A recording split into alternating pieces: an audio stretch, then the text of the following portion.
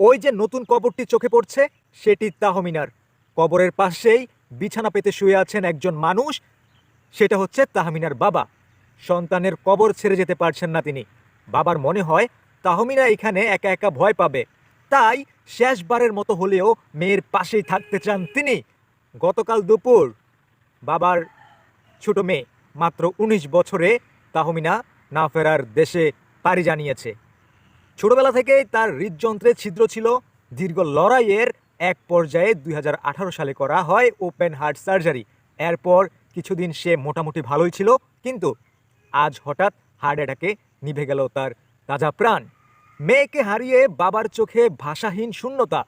সন্তানের কবরের পাশে শুয়ে থাকা সেই মানুষটি যেন বলে দিচ্ছেন মৃত্যুও বাবার ভালোবাসাকে আলাদা করতে পারে না।